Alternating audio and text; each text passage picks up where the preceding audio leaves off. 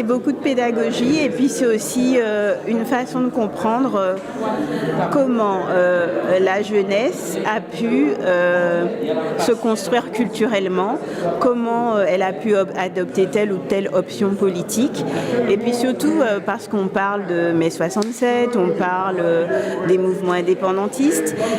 Moi j'essaie à travers cette recherche à la fois de dresser un tableau d'une jeunesse à la fois intellectuelle, les étudiants, mais aussi de m'attacher à ceux qui sont les sans-voix, c'est-à-dire la jeunesse populaire, et vraiment de dresser un tableau complet de ce qu'était la Guadeloupe dans les années 50-60, parce que ce qu'était la Guadeloupe dans les années 50-60, c'est ce qu'est la Guadeloupe encore aujourd'hui, puisque les témoins que j'interroge, ils ont entre 70 et 80 ans, mais ils ont marqué notre histoire, ils ont marqué, je pense que si nous avons aujourd'hui un Memorial Act, c'est peut-être pas par rapport à ces gens-là, parce que quelque part, ils se sont battus pour que notre identité soit reconnue, ils se sont battus pour que des choses dont on ne parlait pas dans l'histoire, l'esclavage, qu'on en parle.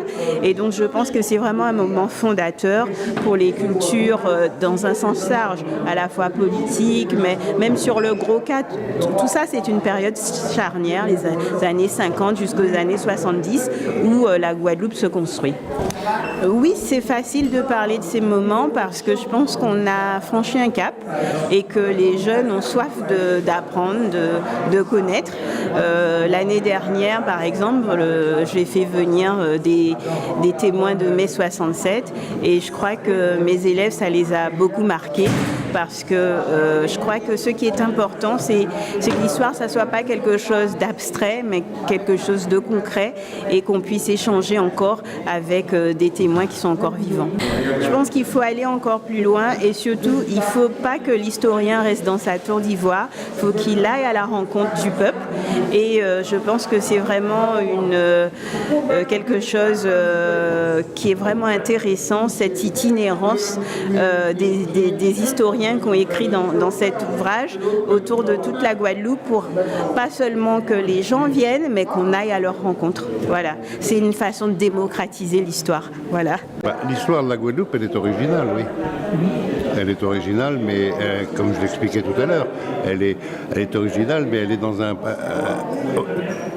un processus qui a été original, c'est-à-dire celui de la construction du monde atlantique, avec la présence des Amérindiens, la nouvelle technologie des navires, de l'agroalimentaire, de l'industrie agroalimentaire, la déportation de travailleurs africains pour travailler, tout ça effectivement était une originalité de l'époque.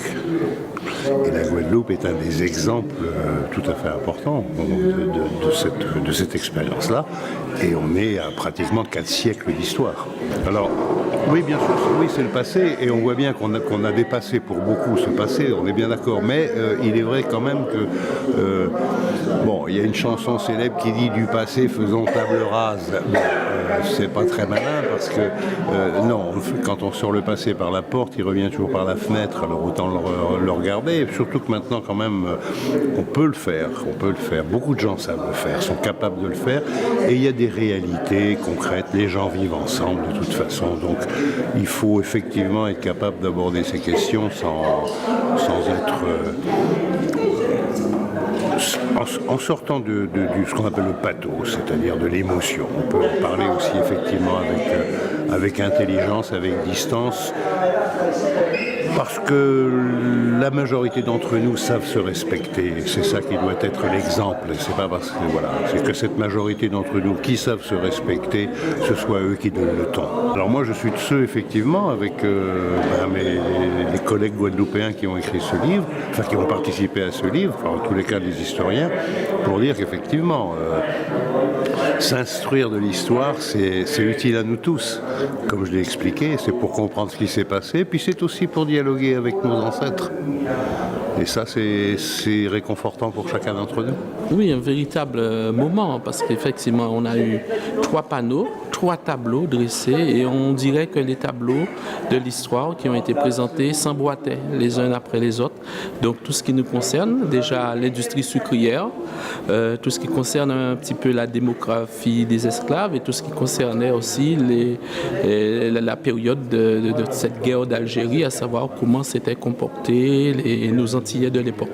Donc effectivement, on voit que l'histoire est encore présente parce qu'à travers les différents comportements du passé, cela nous permet de mieux comprendre les comportements d'aujourd'hui, ceux qui nous représentent dans cette société d'aujourd'hui. Voilà. Oui, parce que moi je suis généralement du matin et j'ai pu apprécier vraiment avec beaucoup d'attention le discours, les éléments importants et nécessaires pour la vie, l'intelligence d'un homme. Il faut aller plus loin, il faut qu'on puisse intéresser un plus grand nombre de personnes parce que quand vous avez un plateau comme celui-là, il est nécessaire d'avoir du monde pour que cette information puisse circuler, pour que cette information puisse être diffusée auprès de la jeunesse, mais aussi auprès des plus grands. Voilà.